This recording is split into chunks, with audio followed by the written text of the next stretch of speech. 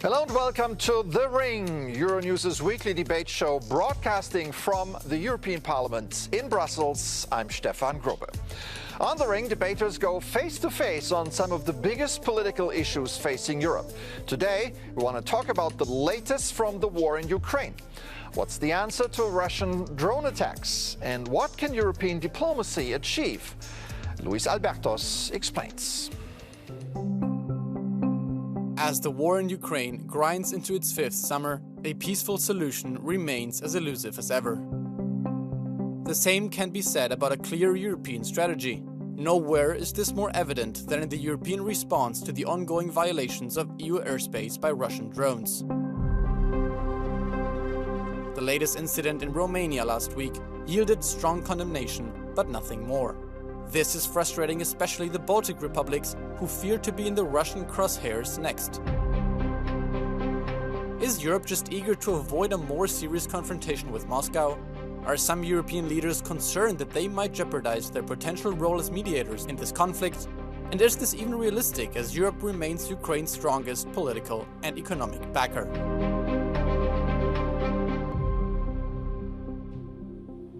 A lot to unpack here for our contenders, and here they are.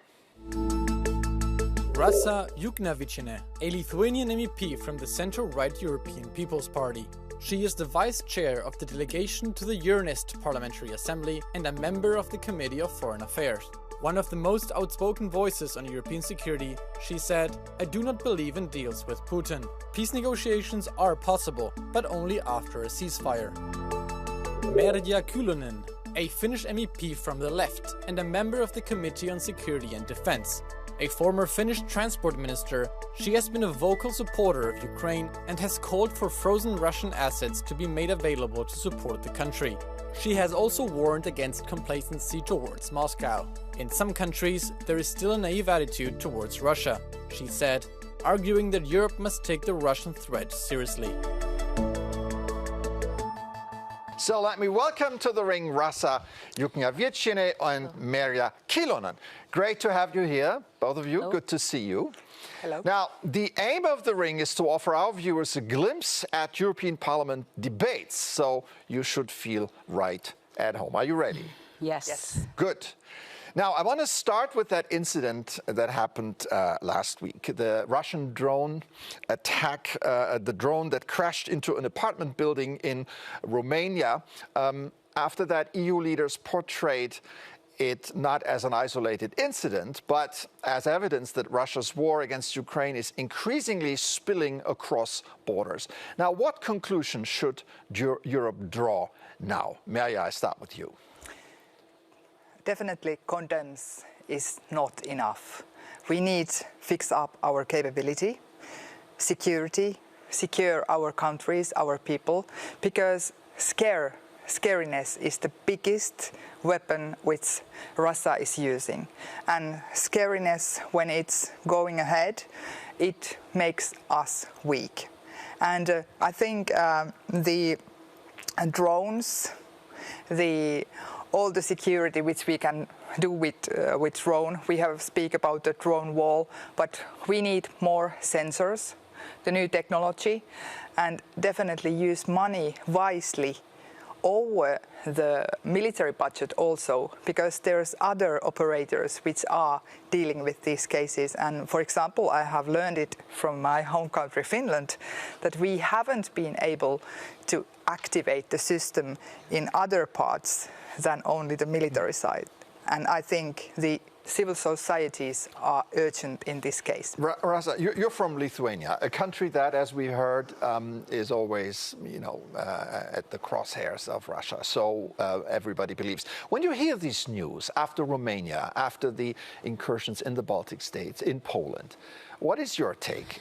My take is the same as it was in the very beginning when this war started, and not only in 2022, but in 2014.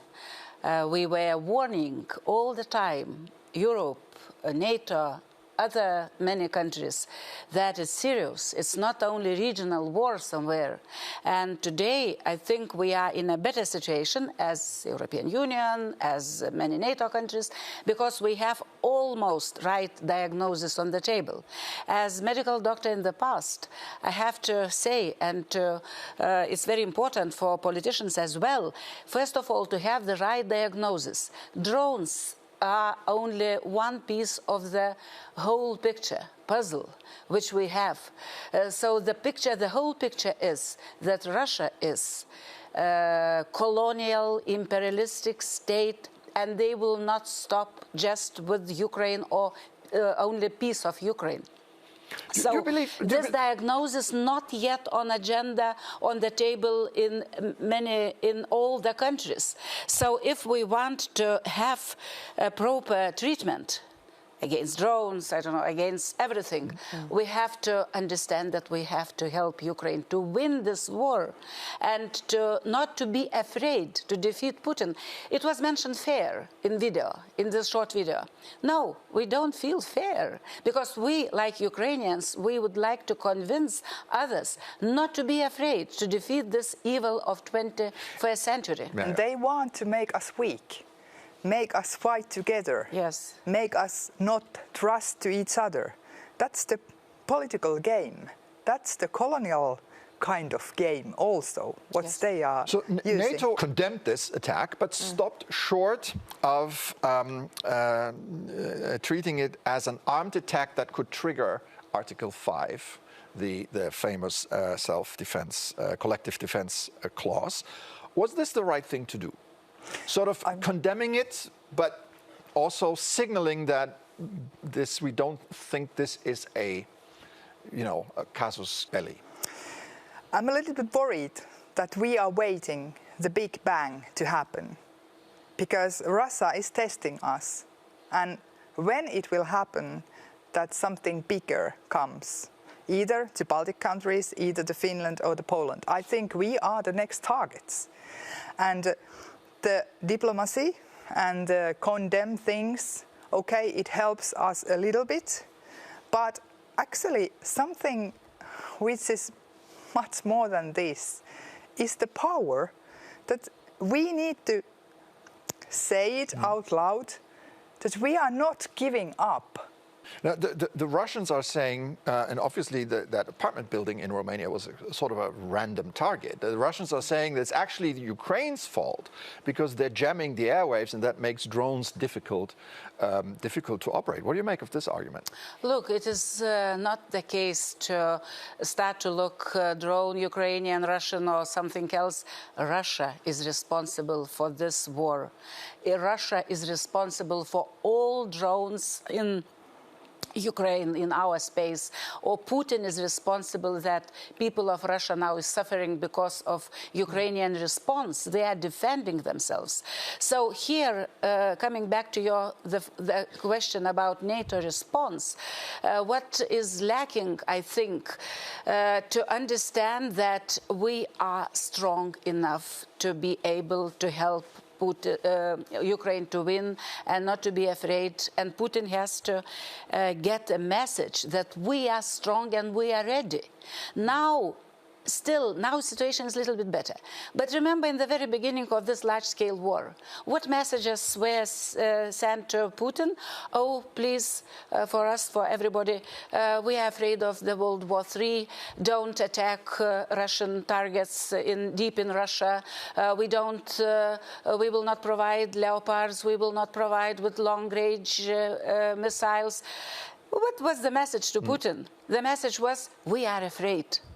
So today we have to say in a very clear way, we have enough resources to do everything the best to defend ourselves, including the targets in Russia. Don't be afraid for that, because if we are afraid of escalation, so Putin is opportunistic. Okay, so has our response been lukewarm so far? I think we as eastern borderline countries have a different side of this picture than, for example, in the central part of Europe. And that worries me a lot, because this is also a media war. because the information we give to other countries, information we give to Russia, the Russian people, I still can go to Spain or France and see in the telly the Russian news. And it shocks me because it means that we don't act like we are all in war with Russia. Speaking about worry, so after this incident, Dmitry Medvedev, who you all know, the deputy chairman of the Russian Security Council, said this, and I quote, "EU countries need to shut up on this matter. European states are direct participants in the war against Russia. This will continue to happen, and EU citizens will not be able to sleep peacefully." How worried should we be? So what? So what? We, of course, are at war helping Ukraine to win. Of course, we are at war because Russia is conducting already hybrid warfare in our member states. So we have to admit this and not to be afraid what Medvedev is saying. It's vice versa. Look, you mentioned Russia Today or all those outlets in other European countries. Imagine if during the World War II, Hitler propaganda would be broadcasted in countries they are fighting against Hitler. So today we have this totalitarian regime with the very concrete name Ruski Mir, Russian world. And this is exactly the same as it was maybe in 21st century, Hitler and Stalin together. So we have to admit, all of us, if we are fighting, we have to fight. All right, let me stop you here. As we're just getting warmed up, it's time now for Gloves Off. Now we want viewers to get a real flavor of the European Parliament chamber, where members ask each other questions. That means we want our debaters to challenge each other directly, just as you do in the normal hemicycle. So let's get started. Rasa, let's start with you. My question is, what is your assessment of Donald Trump's nearly year-long efforts to negotiate deals with Putin? I hate the situation that he is dealing over us. I got the feeling that we need stronger leadership in EU. I have said that if the bigger ones can't do it, we as a smaller EU countries should do that. I'm not saying that diplomacy is the case, how we can solve all the problems, but we are partners with Ukraine. And in any case, in every way, we can support Ukraine in this situation. It's urgently needed to be done. And I wouldn't let these two guys destroy our future and decide over Europe and over Ukraine. I'm sure we come to this point later, but now your question to Rasa. You have said that EU cannot be a neutral mediator. I agree. Europe is not neutral between an aggressor and victim, but if the US and Russia talk about Europe's security architecture and Russia drones are violating our airspace, who should speak for Europe with one clear mandate? Ukraine's sovereignty, pressure on Russia, and protection of European citizens. Who Interesting question. You know, I don't believe in Putin's engagement to talk, to start any negotiations. Today, we have quite different situation as it was 1 year ago. And I think Putin, and he feels, I think at least his surroundings, they feel that they are not winning this war. Maybe not losing, but they are not winning this war. And they are really in very difficult situation. So that's why they are trying to escalate situation. It's not, it's dangerous, of course, we have to take it seriously, but nevertheless not to start negotiations about everything. About the future of Russia, about everything. We have to start to talk with him. First precondition is ceasefire. And then to start to talk about the peace. but not about, everything. So today what I am missing in those talks among European leaders to start or not to start negotiations, the content, the understanding. We just started our show, our conversation about the right diagnosis. So until we don't have this right diagnosis, what we would like to achieve, and that is the evil of 21st century. So I can't imagine negotiations with Hitler in 1943 or 44. So for me, it's exactly the same lesson of history we have to learn. Okay, so, well, we've heard the views from our guests so far. Now it's time to hear from a new voice. For our quote of the week, I would like to bring in Kaja Kallas, the EU's chief diplomat. At the latest EU summit in Cyprus, she said this: Russia wants us to discuss who talks to them, and they are already picking who is suitable for that. Let's not walk into that trap. Are we walking into a trap here? Your comment, Merja. Yes, we shouldn't make things like that he can choose who is the operator. So there are basically two schools of thought here. One says people are dying in this conflict. We need to put an end to this. That's why we need to find a negotiated solution. And the other position is it's Russia's war. Russia is not interested in negotiations, so we need to continue the fight until they withdraw or until they lost the war. Rasa, where do you come down on this? Look, it is not what we believe or not will happen. It already happened. 1 year of negotiations or attempts to make a deal with Putin from Washington, D.C. failed. You mean with the American-led effort? Let's admit it. It failed. So is it something new? It is somehow, but also it cost a lot. Ukrainian lives. It cost a lot. And we were very close to legitimization of Putin's regime if Putin would be clever enough to agree on those, I would say, to make the deal which was proposed. It didn't happen. I don't know what will happen in the future, but now we have to strengthen our own defense. We have to help Ukraine as much as possible today. Yeah. This is the main precondition for the future, just peace in the future. Yeah. The only precondition. Merja, would you say that we need to wait until the solution is found on the battlefield, until Ukraine won the war, and then we can talk, and not earlier? I think we need to definitely pressure Russia much more hard weapons than we are using now. How can we do that? I mean the financial, the market, all the things we can do with the oil, with systems we have, the capability with EU have in others than only the military help to Ukraine.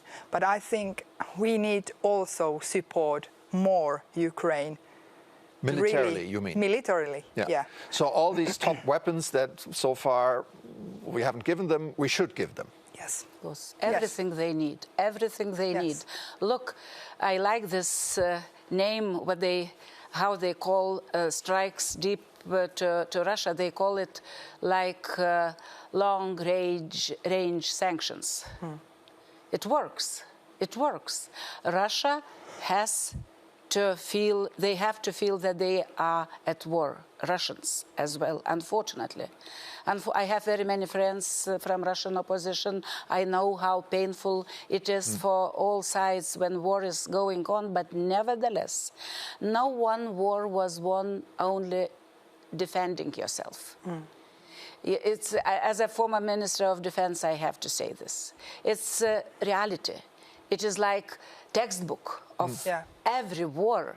So when we were afraid to damage something inside Russia, we were wrong. We could win this war already together with Ukrainians, or maybe help more Ukraine to win this war if end of 2022, beginning 23, when Ukrainians pushed back Russians from Kherson and Kharkov, that was a very good moment to provide Ukrainians with everything they needed. We were afraid to do this. We were afraid. All right. let's keep defense spending for another conversation in a moment, and let's take a break now here on The Ring. We'll be back with more after this. Don't go away.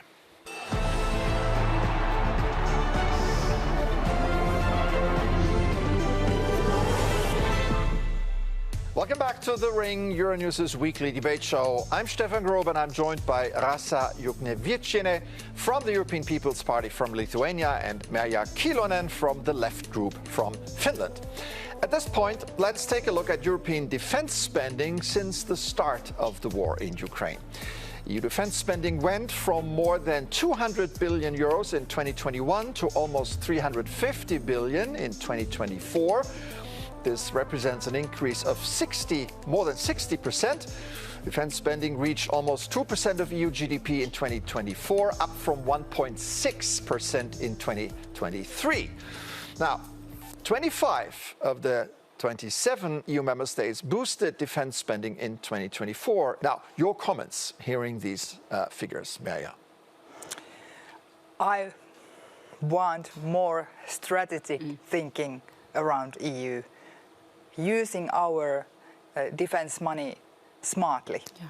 What does that mean? That means that we need to have common projects where we build up the security about air defense, air security, build up a new resilient systems around EU, because the common peace of our citizens is also the key to be prepared, as our former president Sauli Niinistö in his report tried to teach us.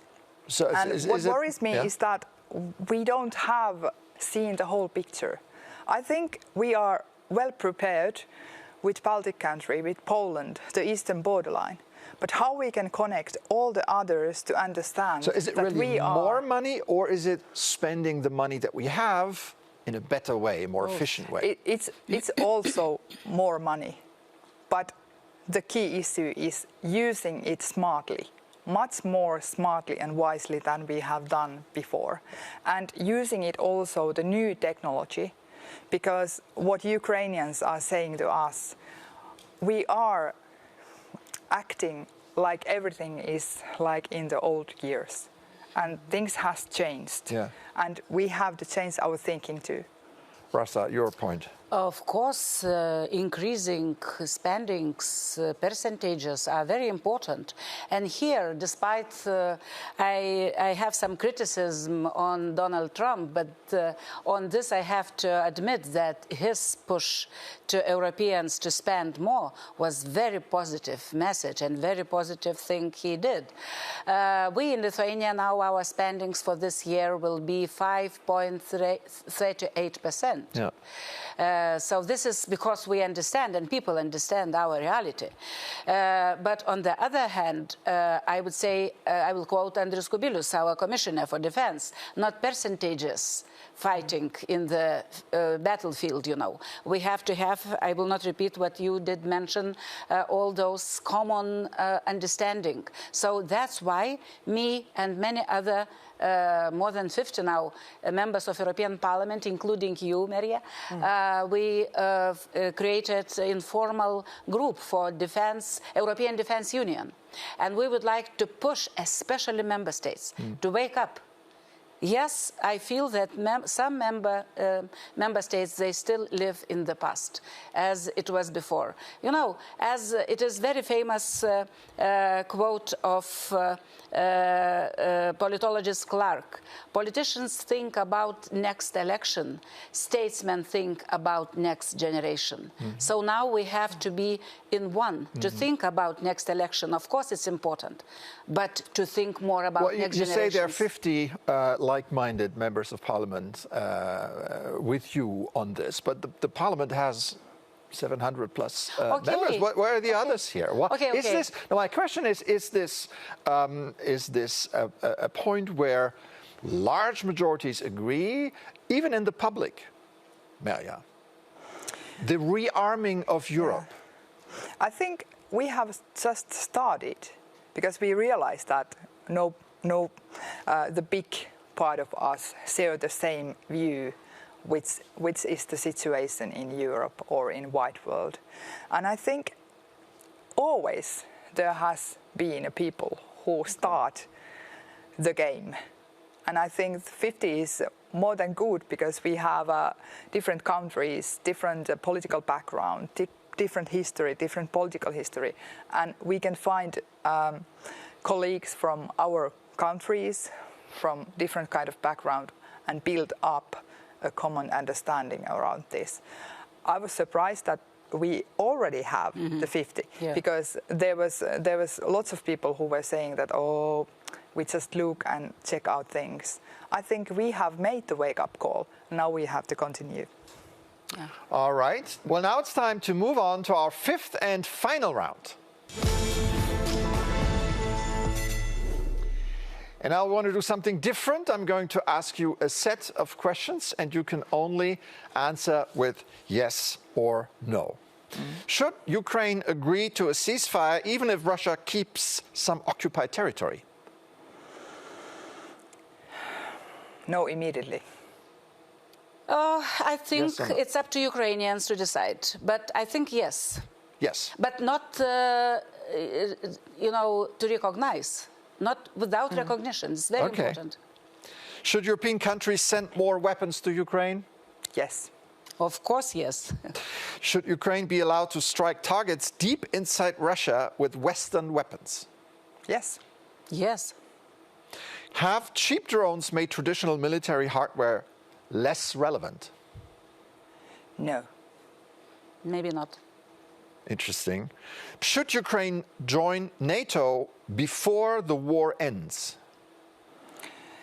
No, I know that can't be possible. Yes, with one additional sentence. Ukraine today is acting as member of NATO. They are defending NATO member states. Okay, I have one more. Will this war still be ongoing in 1 year's time?